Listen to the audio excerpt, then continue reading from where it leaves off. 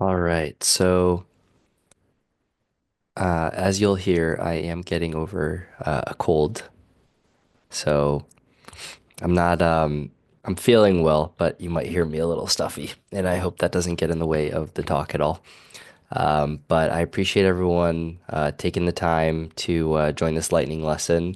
Today, we'll be talking about analytical thinking PM interviews. My name is Ben, and I'll be hosting this session.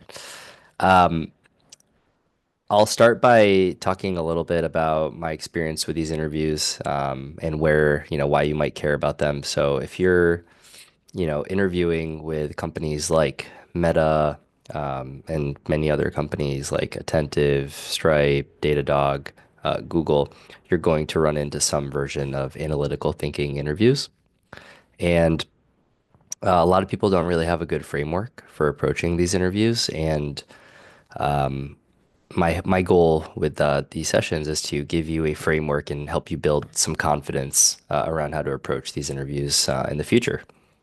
I prepared for these interviews when I was interviewing for Meta. I got the role as a product manager at Meta and got trained up as a interviewer at Meta and ran over 20 analytical thinking interviews myself as I was there, and then have done probably hundreds of mock interviews over the last 3 years or so, with people helping them prepare for these these interviews as well. So I've come up with frameworks, templates, a lot of heuristics that I think can help people bootstrap what it is that's going to work for them. And my goal is to share a lot of that with you today.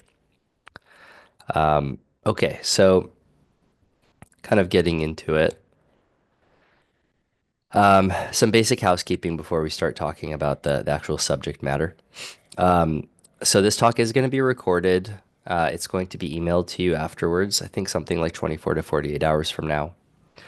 You could keep your video off if you prefer. That's totally cool with me. It might actually be distracting if you turn it on, so probably prefer you keep it off. And then I I will be actually using the recording of this as a pre-read for my course, which is the next cohort's in January, which we'll talk about later. So for recording quality, I'm just going to be keeping people muted and ideally having the chat be where people drop questions at the end. And then I would prefer if you held your questions until the end so we can get through all the content and then talk through it. There is going to be quite a bit to cover, and I'm gonna go quickly because this actually was a full lecture in my first and second cohorts that took somewhere around 60 to 90 minutes to get through at a more leisurely pace. My goal was to try to take all of that and give it away for free in this context, which is requiring me to go faster than I would otherwise. But one, like I said, it's free, so hopefully you're not too upset about that. And then second, you could rewatch the recording on a slower speed and absorb. So hopefully, maybe this will be the first time you encounter the content. But if you want to take your time with it, you will be able to do that for sure. And then the last thing I'll say as we kind of finish the housekeeping part is that my materials are going to give you a really good foundation to practice, but I want you to know that there's no substitute for actual practice. And the more people I've helped get ready for these interviews, the more this has been true. There is a direct correlation between the amount of reps and the amount of practice that you get working through real questions, and success on these interviews. So, I think that's important to keep in mind. Okay. The way we're going to spend our time today, it's going to start by walking through the evaluation areas for analytical thinking interviews and how I recommend just kind of picturing the interview flow working. And then I'm going to walk you through a template that I have that captures how I recommend structuring your response for this kind of interview in a Google Sheet setting. So I'll walk you through that, and that one is going to be blank. And then I'm going to walk you through a filled out version of that template that has real content for a question, so that you get a sense of what it might look like when you're properly filling that out. Um, and then we're going to go through a bunch of advice that I have in general about these interviews. Have a little surprise waited that I'm keeping for the end, and then we'll open up for Q&A, like I said in the chat. So my ask for you is as I go through this content, if you have questions, please write them down for yourself first. Don't drop them immediately in the chat because I might answer them later.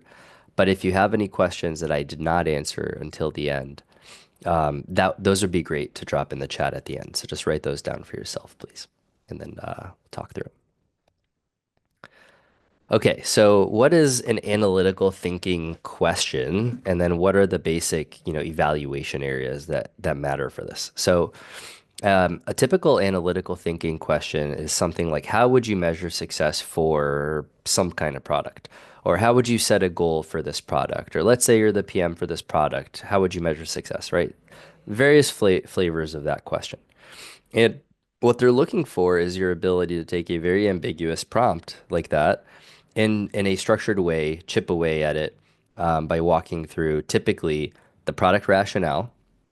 So that's, what problem does it solve and why is that important? There's a little bit more that goes into product rationale, which we'll get into in my template shortly. Second, measuring impact. So what are the set of the metrics that represent the ecosystem that this product exists inside of? Third, setting goals. Basically making an altitude shift from the ecosystem level to like goals that a specific team could impact. And then usually there's also going to be some kind of trade-off question where you might have to make a difficult decision between two options, but they want to know that you have a framework for making those kind of trade-off decisions. Now, time management is key in these interviews. Usually these interviews are 45 minutes long. So you're typically going to have about 5 minutes in the beginning of these interviews where you're doing, introductions, small talk, those kind of things. 5 minutes at the end where the interviewer might let the candidate ask them some questions. And what you really have left is about 35 minutes to go through the exercise itself. So my frameworks are all assuming about 35 minutes of available working time. And then the way I recommend breaking down that time is starting with around 5 minutes, no more than 5 minutes on product rationale, spending a lot of time on measuring impact, spending so 15 minutes there, and then a little less than 5 minutes on setting goals, and then leaving at least 10 minutes or so at the end for trade-offs. It's not cookie cutter, like every interview is different, but I'd say as a baseline, this is probably a good anchor. Okay, so the first thing I'm going to go into here is the interview template.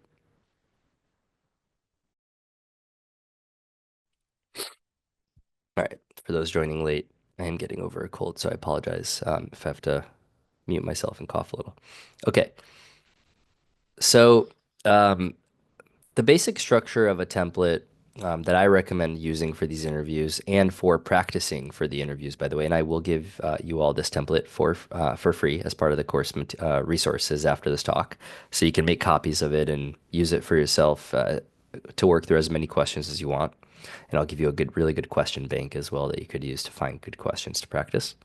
But it starts with being asked the question, and then I like to recommend making some assumptions up front. We'll talk about what kind of assumptions make sense, but basically, if there's anything that will help you get started, it's good to state that there. Things like narrowing in on, a certain country or certain region, a certain platform, those kind of things. And then I like to say this thing exactly. So I'll say that. I'll say that now because everyone should get comfortable saying this.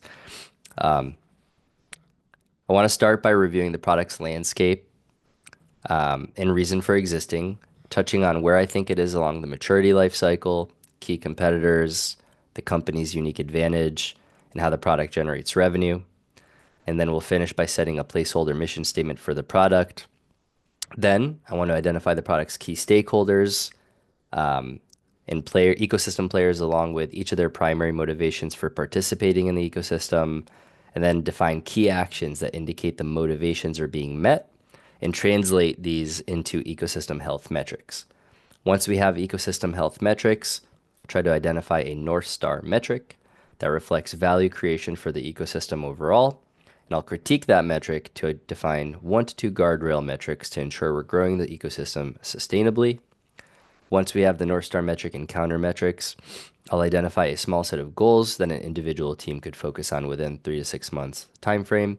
And at any point, I'd be happy to talk through trade-offs. Does that sound like a good plan for spending time together? Okay. Starting the interview after you get asked the question and state some assumptions in this way is going to set the tone for the interview, and it's going to demonstrate to the interviewer that you have a game plan for how you want to spend your time together, which is why I think it's worth taking the 30 to 45 seconds to say it. Okay. Otherwise, you're just going to jump right in. I would not recommend that. It also gives them a chance to tell you whether they have different expectations for how they want to spend the time together. So I would start there. Then, if they say cool, you say great, let me take a minute to gather my thoughts. So this is where we get into the product rationale. Here you want to, like I said, describe the basic product functionality, where it is along the maturity life cycle, how it makes money. You can touch on current alternatives or competitors, and then why this company is uniquely positioned to deliver the best experience or product. If there, you could also talk about key gaps that might exist with current options, and then you want to set some kind of mission statement for the product that you will possibly and maybe even likely need for a trade-off question later. So I'll show you what that means. So you set those, and then once you're aligned there, you check in with the interviewer, you share what you came up with in a structured way. Say, does that all make sense? If they say yes, great. Next, I'd like to spend a couple minutes thinking through ecosystem players' motivations and key activities for realizing value. Does that sound good? They say, sure. So then what you want to do is you want to list out the key players in the ecosystem, the key value proposition to each of these ecosystem players for participating in the ecosystem. What are the key activities that allow each of these ecosystem players to unlock the value of being in the ecosystem?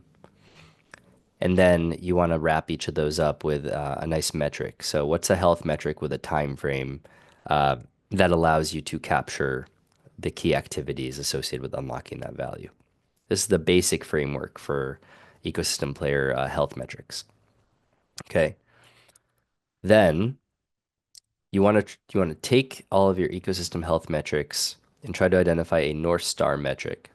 A North Star metric could be one of the metrics that you ended up identifying for, one of the ecosystem health metrics, but it could also be something different. So the idea here is that you want to try to come up with a metric that's going to capture some kind of behavior action that represents what's good for the largest number of ecosystem players that you thought about. And then you want to critique that North Star metric. So you want to talk about what's good about it and then potential drawbacks of that North Star metric. And the reason that's important to do is because your critique of the North Star metric is going to allow you to then get into looking at the guardrail metrics and counter metrics. The basic way to think about guardrail slash counter metrics, I really do think of them as the same in a lot of sense. Like these terms mean the same thing in a lot of sense. Is that if your North Star metric is supposed to go up, like let's say your team is crushing what that and your North Star metric is doing a good job of capturing this thing that you want growing. So if it's, DoorDash, maybe it's the total number of successful orders delivered per week, or if it's Uber, maybe it's a total number of successful rides per week, or if it's Airbnb, total number of trips booked per month, or whatever that metric is that really just like describes like great things happening for the product ecosystem. The counter metric is the thing that you want to stay within a healthy range as that growth happens. So you know, let's just say you're building some kind of messaging, like an SMS messaging product, and you want to grow the total number of messages sent. You want to do that without increasing spam reports or, as a certain percentage of messages. So it's basically a health quality metric in a way to prevent bad things happening by the North Star metric going up. Okay. That's the basic concept. And then once you have those, you want to work backwards from the North Star metric in keeping the guardrails in mind to think about how you might translate the North Star metric into goals that your team could focus on a, let's say, 3 to 6 month time frame. Now, the way I like to approach this is set one ecosystem player to focus on. So, we had in this example 4 rows. It could be five, it could be three. This is just it's just a template that you could use for whatever you actually run into. But you pick one of those ecosystem players, and then you work on a basic user journey that leads to that key action. Okay, so let's say you pick the first ecosystem player, the key activity that allows that ecosystem player to unlock value as it pertains to the North Star metric. You work backwards from that. And then you want to identify some goals along that journey that you could potentially choose to focus on. So these are not decisions, these are options. And what you want to do is you want to be able to pick one of those to focus on by scoring it on your ability to influence it and the impact on the North Star metric. So if something is really within your control to influence and it has a very high impact, or you can make a case that it has a high impact on the North Star metric, that is the perfect goal to set, ideally. So that's the basic idea here. And usually that'll get you through everything other than trade-offs. That'll allow you to give the interviewer all the signals they need. Now, again, like I said, we're going to walk through one of these filled out in a moment. And before we do that, I just wanted to touch on the trade-off side. So, so usually with the trade-off question, you're going to get asked about something that, we'll talk about the different kinds of trade-off questions, but basically there's going to be like, what is better, this or this? Or you can only put one of these things in this part of the product at the top. Like, should it be this thing or this thing? It's going to be, you're going to be given a couple options and they're going to want to know how you'll pick one. Okay, that's the basic idea. And the first thing to do after you get asked a trade-off question is you want to pretty much describe the trade-off back to the interviewer. So you want to put it in your own words and make sure you understand it. Then I recommend thinking about the common goal. So I would take a minute and actually think about this. What's the thing that both of these options would accomplish? Or what's the thing that they both tie to? What is the common mission, maybe? So you want to try to take the apples and oranges and start turning it into an apples to apples, is kind of how I describe this. And then you want to take the two things and you want to describe and I like to use this template because I do think you should be pausing and thinking and writing throughout these interviews. Do not be talking. You should not just like word vomit the whole time. You should take your time and be thoughtful in how you structure your thoughts. But you want to take some time and think about what are the pros and cons of each of the things. So if we do thing one, what are the advantages of that? What are the disadvantages, etc. And once you go through that, you should be able to kind of boil it down to what's like the fundamental trade-off here. Is it between breadth and depth?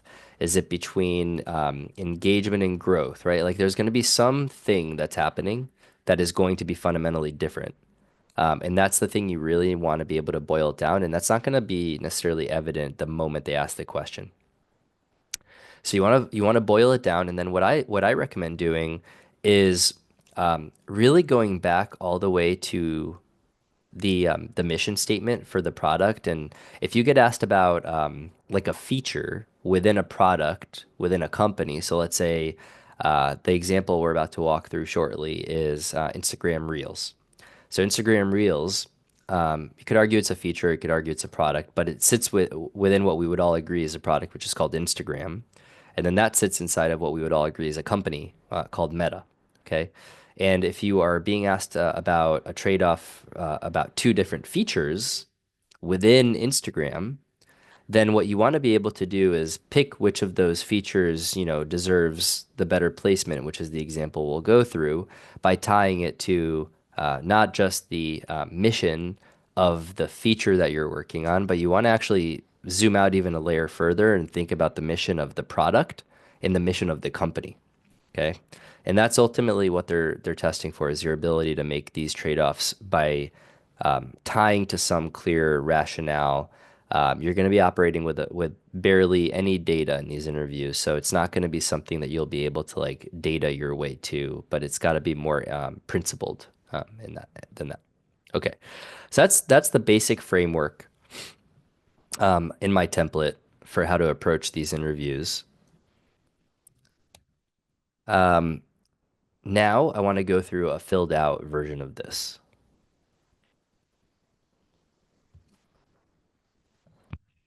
So I'm gonna take a sip of water. Okay, so get my window right. So let's say you get asked a question. Um, let's say you're a PM at Meta. How would you measure success for Instagram Reels? Okay, a lot of people I work with have told me they've gotten this question in the last few months. So this is pretty standard. Okay. Um, so the first thing you want to do is state assumptions. So what you want to do is start by saying something like, I'm going to focus on the core Reels product within Instagram. I know it's also available on Facebook. It might be. Um, and then, but I'm just going to focus on Instagram itself.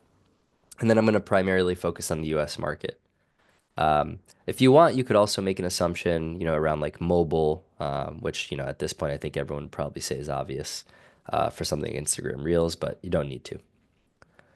Then you say that whole spiel that I said earlier, and then you start to get into it. So if you think about something like Instagram Reels, it's Meta. You want to describe what it is first, like I said. So it's a Meta short form vertical video product. It allows creators to produce and share engaging video content up to 90 seconds long. You can kind of be that specific if you want. Users can discover Reels through their feed. They could explore a page that's associated with Reels or with the Reels creator.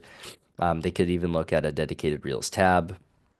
And the product generates revenue because ads get inserted between Reels and shopping features integrated into videos, something like that. You could say Reels is in a growth stage of maturity. Even though it's achieved some significant adoption since launching, it's still expanding its creator base and competing for market share with TikTok, YouTube Shorts, and other short form video platforms. And Meta's uniquely positioned to succeed with Reels, given its massive user base across Instagram, Facebook, strong creator relationships, recommendation systems, advertising infrastructure, that kind of thing. And then I think it is important to talk about why the company cares about this product or why this product is important. So, you could think it represents a response to a fundamental shift in how people, like young people, consume content. The success of TikTok is applying pressure. If Meta doesn't adapt, it's going to risk losing user engagement, fall behind competition. Two, it's a little more aligned with advertising, for advertising with modern consumption habits. Um, I'm not going to read through every single word on here, but the basic idea is you lay out why this product matters, and then you want to set some kind of mission statement. Okay, so maybe something like empower creators to share engaging short form videos that entertain and connect the Instagram community, right? You're supposed to make this up on the spot. It doesn't have to be right. It just has to be reasonable. Then we get into ecosystem players. Okay, so if we think about who are the high level ecosystem players for Reels, you've got your viewers slash consumers, you've got your creators, you've got advertisers, then you have Meta. When you think about the value proposition for each of these ecosystem players, you could think of the consumers as, entertainment discovery, accessing engaging personalized short form video content. The key activities are watching reels, engaging with them through these different, actions they can take. And then you could think of the ecosystem health metrics as like daily active reels viewers, average watch time per user per day, number of reels liked and shared per viewer per day per week. So this is this is I'm not going to go through every cell on the table, but the basic idea is you do that exercise for every one of the rows here. And again, I will share this with all of you, so you're not going to You're not going to lose this. Um, and then you try to set some kind of North Star metric. So um, maybe it's, total Reels watch time per week. Okay. And the reason that that could be good is because, it indicates that if you can grow total Reels watch time, think like the total number of minutes people spend watching Reels per week. Okay. What's good about that? Well, it indicates people are finding the content engaging enough to spend time with it. It signals that creators are producing content that holds people's attention. It gives more inventory for advertisers to reach audiences because people are spending more time watching this stuff. And then it's driving revenue opportunities for Meta and creators. What are the potential drawbacks of this metric? That watch time could increase even if the content quality degrades. Okay, that's one. Two, it could incentivize longer videos, even when shorter ones might be more engaging. And it doesn't directly capture creator sustainability or advertiser ROI. Okay, so if we wanted to address some of these potential drawbacks, we could say something like, hey, maybe the average completion rate per reel um, shouldn't drop below a certain baseline. So this ensures that we're growing the watch time through engaging content, not just longer video. Completion rate being like a total number of, like the percentage of the reel that gets watched, right, to its end. And then the second one is the creator retention rate. So number of a percent of creators who post at least one reel in consecutive months. This ensures ecosystem sustainability. So if we can ensure that we grow total reels watch time without hurting the completion rate of watching reels, and we don't start churning creators, then that is going to be a good thing. That's the basic idea of how to use this framework. And if you think about turning this into goals, so at this stage, you could make the argument that creators is going to unlock the most growth for the weekly watch time because while viewers and advertisers are crucial, if you don't have a robust supply of engaging content, it's going to limit the total amount of watch time that you could have.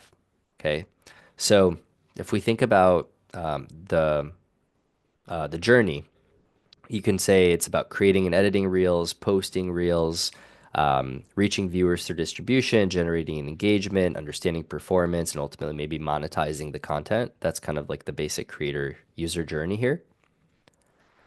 And so if we look at that, we could set some potential goals. One could be increase the reel creation completion rate, so percentage of reels that get started reels that get published through better, in-app editing tools and templates, something like that. Second could be increasing the creator posting frequency through improved scheduling and planning tools.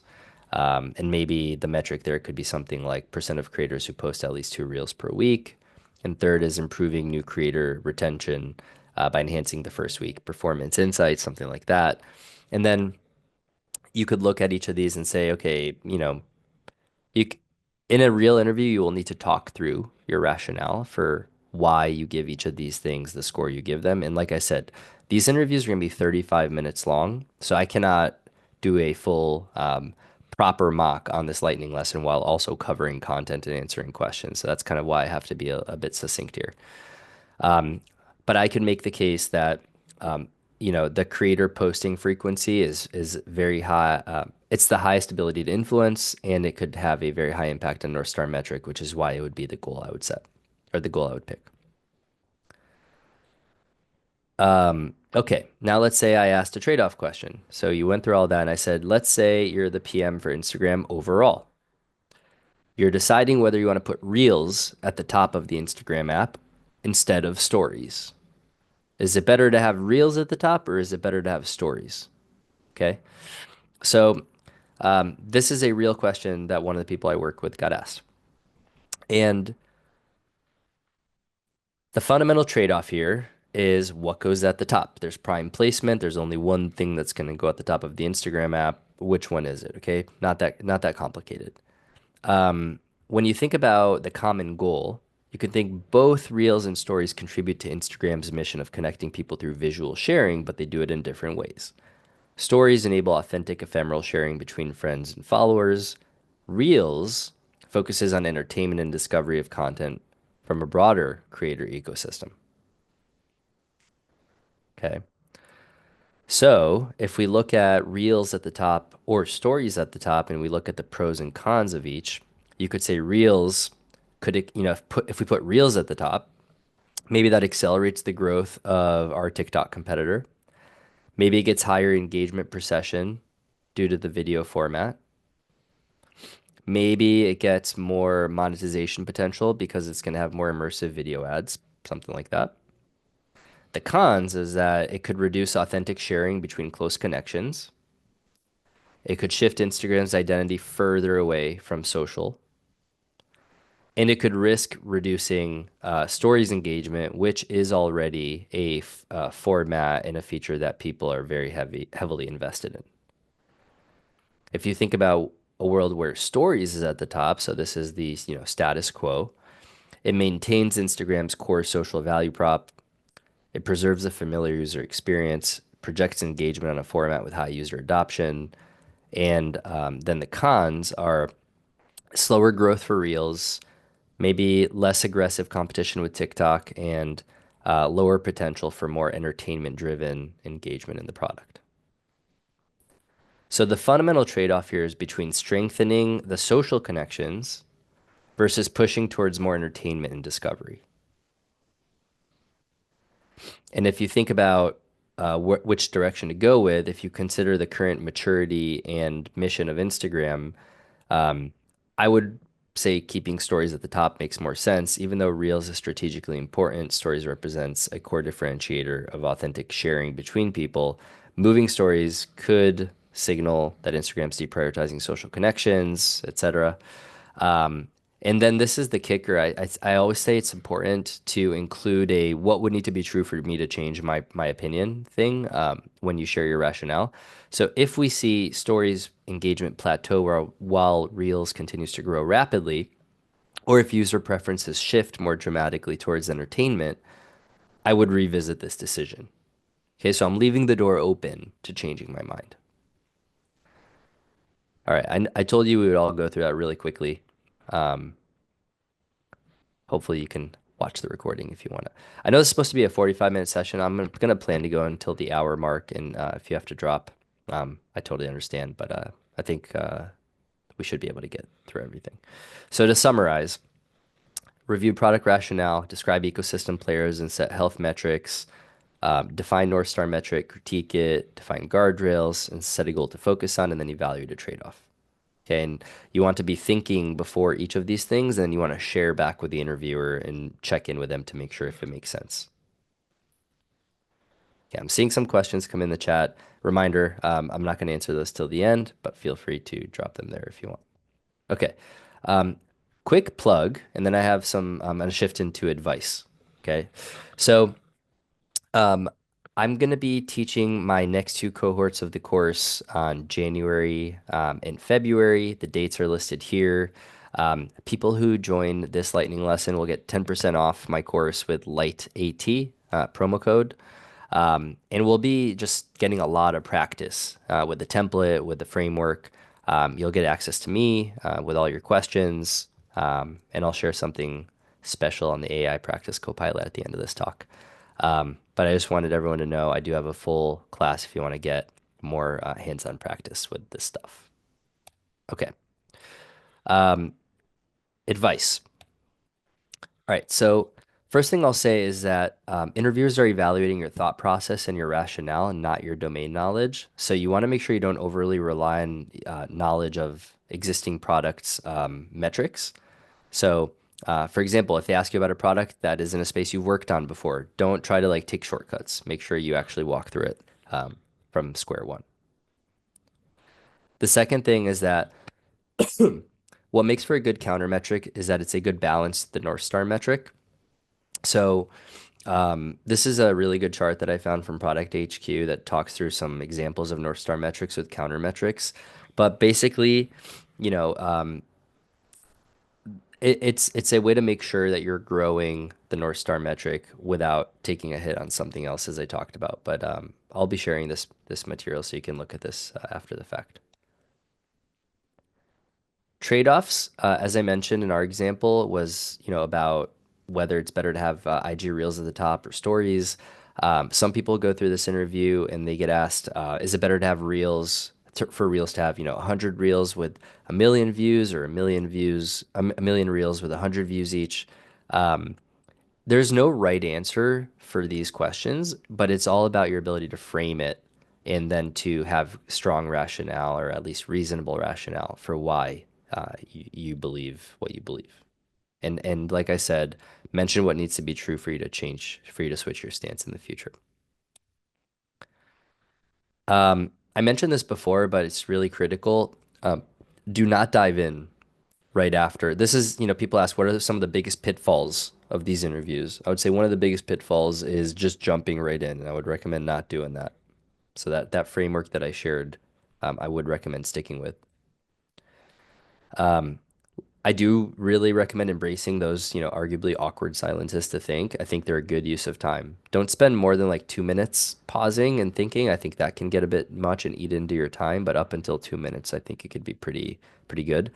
I would also recommend not sharing your screen. So if you are using my template or, if you're just writing stuff down, sharing your screen can become a real distraction. You're going to start like fixing typos in real time, just wasting your time on things that don't really matter. So my general advice, even though they tell you you could share your screen, is not to unless they insist on it. Okay. Usually they shouldn't. Um, There is no right answer to any of the questions you're going to get asked. You just need to be reasonable, make assumptions, walk them through your thinking. Just don't contradict yourself along the way. And if you happen to get asked one of these questions from an interviewer that has some preconceived notion of a right answer, you can't anticipate that. I'll treat it like weather conditions. Okay. There's no planning for someone already knowing exactly where they want to land. Um, Nudging. So you might get nudged throughout these interviews, and the way that that can manifest is them saying, "Hey, like, why are you? Help me understand why you want to go with like weekly versus daily for your North Star metric." Right? That's an example of a nudge. Um, they're not trying to trip you up. They're just trying to get the signal they need. So when you get nudged, just kind of roll with it. They're trying to help you. Okay. Next thing here is um, time management is critical. I've mentioned this before, but it's worth saying twice. Um, the flow that you follow in the interview should be entirely focused on giving the signals within the allotted time. And if you're not providing them signals as part of your plan for the interview, I would cut that part of the interview, part of your plan. So, an example is let's say you're also going through product sense interviews as part of the same company's interview process. Um, Product sense is going to get into like a different set of signals, like problem identification and solutions. Don't bring those into this interview, okay? Because those are not going to give them the signals they need for analytical thinking. I get asked like, "Hey, is it okay if I make a mistake? Is it okay to like go back and redo a previous section?" I think if you feel like you took a wrong turn or you did something that you're no longer feeling good about, like for example, if the ecosystem player that you chose to focus on for goals, if you're kind of like regretting the one that you picked, you could pick a different ecosystem player, right? Or if the North Star metric that you chose is wrong and you're kind of you wish you chose a different North Star metric. Let's say you picked daily and now you realize it should be weekly. You can go back and fix that. Okay. The key is just communicating that thoughtfully while being mindful of time. Okay, some of the links that I'll share with you are the ones we talked about. I'm going to give you a link to what is arguably the greatest question bank of all times. Um, so this guy Lewis Lin wrote a book and has a big PM community around interview prep, and people can submit real questions that they get asked from places like Meta, Stripe, and other companies. And you can see that as of yesterday, there were brand new, 5 new submissions here. Um, you know, analytical thinking. So if you're trying to get more practice with questions, the place to decide which questions to work through, I would highly recommend Lewis Lin's question bank, and I'll link that to you after this. I also have some supplemental reading around how to figure out which life cycle stage a product is in and how to think about defining success metrics. Um, I promised in the lightning lesson page that I would also give you a homework assignment. I probably won't have time to grade these for everyone that attended this lesson, but you could use my template and work through a question like how would you measure success for Facebook events? Okay, so that's a homework assignment for you if you want it. And start preparing your questions. Okay, and before we do that, I want you to know that as part of my course, I'm also introducing a mock interview prep AI copilot. Okay, this is a very interesting. It's a Claude project that I trained in my course materials, and it is incredibly good at providing both mock role play as an interviewer. So if you give it a filled out template, if you follow my template and submit it, it will actually grade your assignment and it will give you room for improvement. So I've done that with a few questions and a few templates I filled out, and it's really good. And then the second thing it's good at is it's good at playing a candidate. So you could ask it a question and it will walk you through how it would respond as a candidate, including things like checking in, making assumptions, responding to nudges, and then it scores itself at the end as well. It scores the submission of its own response. So people that join my course, I will help you set that up on yourself and train your project on all my materials so that you could get way more practice than you could get with just me or with anyone else in a one-on-one setting. Okay. Um, I mentioned this earlier, but I'll mention it again. My course is starting. The next cohort is starting in January. 10% off with Light AT is the promo code. And then I'm going to leave this up while I start looking through some of the questions. If you want to join the cohort, here's a QR code in case you have your phone nearby. And if you are willing to take 2 minutes to complete my NPS survey for this talk, it will help me do a better job in future talks and improve my material. So I would really appreciate that. It should be really, really quick. Okay, I'm going to start reading through these questions.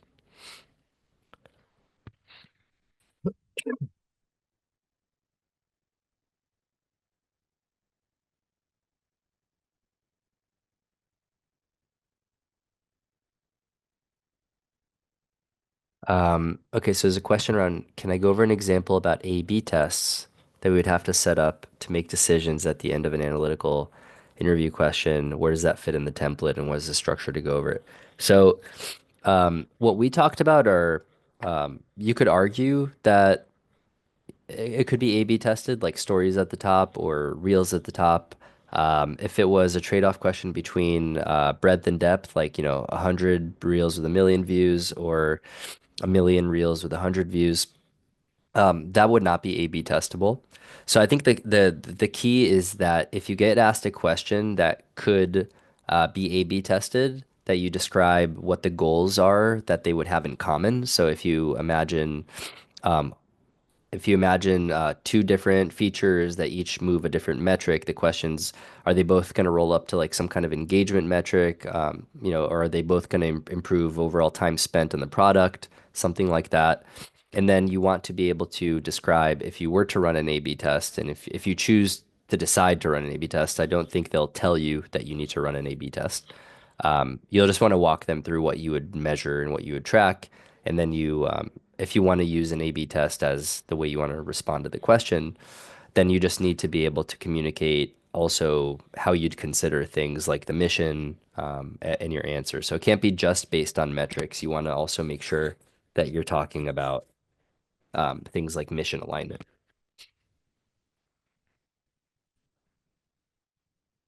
There's a question around my prioritization criteria. I don't know what that's referring to, but if that's still relevant after what we went through, feel free to re-ask that, please.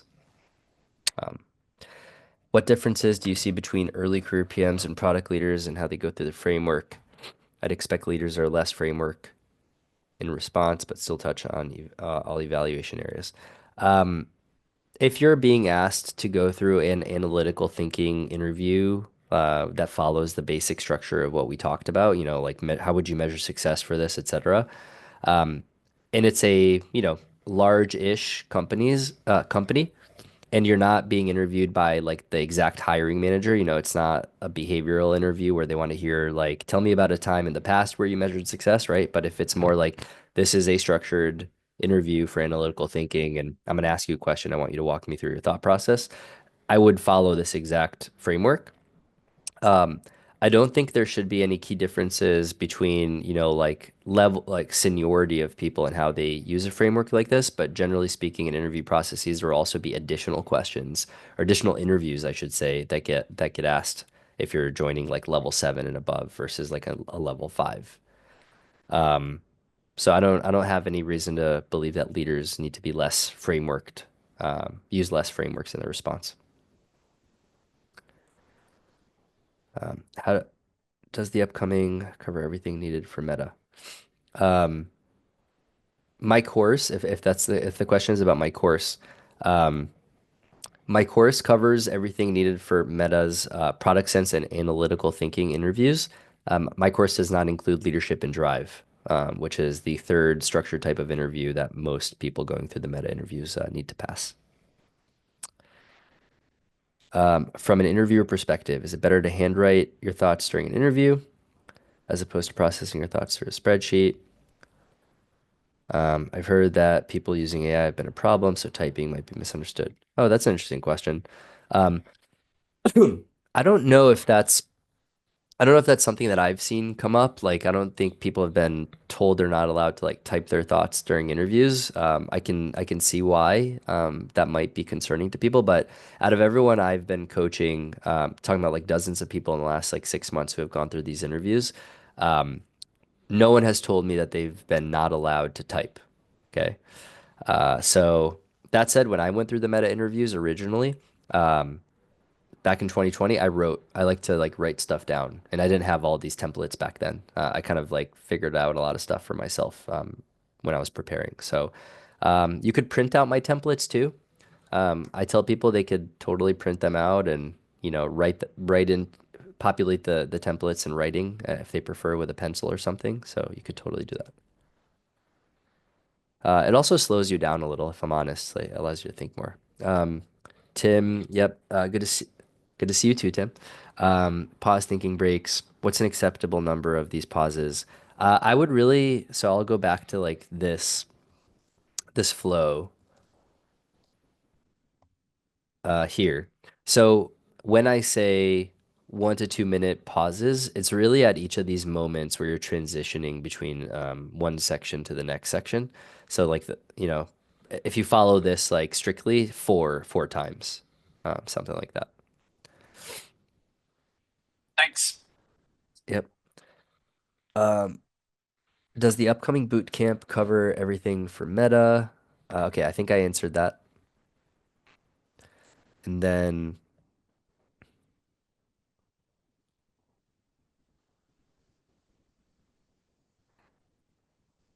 yeah. So when someone's asking, what about a question like, hey, we launched this thing, and the North Star metric was neutral down, but this other metric was up. What do you do? Those are interesting questions. Th they could come up, and they are ultimately trade-off questions. Like, let's just say this metric is up and this metric is down. What do you do? It's another way of saying, is that good? Is that bad? Um, and what I do know is that the debugging questions are on the way out. So there used to be questions like, this metric was up, this other metric is down. What happened? And they want to know that you can kind of like ask the right questions to land into some kind of explanation or get to the root of how you might understand what caused that dip in the metrics. Um, but in this case, if the North Star metric is neutral down, but some other metric related to engagement retention is up, what do you do? You want to find the common place where both of these metrics contribute to something in common. So take an apples and oranges and create an apples to apples. We don't have the time to go through this live right now, but you want to try to find the common place where these things contribute to something similar. And then you want to use, again, you want to tie back to the mission of the feature or the mission of the product and figure out what would be best for the product overall given its current stage in the life cycle. Um, That's the basic framework. Um, Are January and February continuous or two different sessions? They're two different cohorts. So the course is 2 weeks long. So there's a 2 week cohort in January and a 2 week cohort in February. Um, Generally speaking, I tell people they should take my course probably in the month leading up to their interviews so that it's fresh. So if someone's going to go through the interviews in March, maybe it's better for them to be in the February cohort. Our estimation questions still asked. Um, I I've been given mixed responses on this. I know for Meta, no. Um, but I have heard that Google has continued with some people to ask them. But it's not every I don't spend as much time helping people with the Google interviews as I do the Meta ones, but I do believe it still gets asked. Um, okay. I have time for maybe another question and then we'll wrap this up if people have anything you want to ask.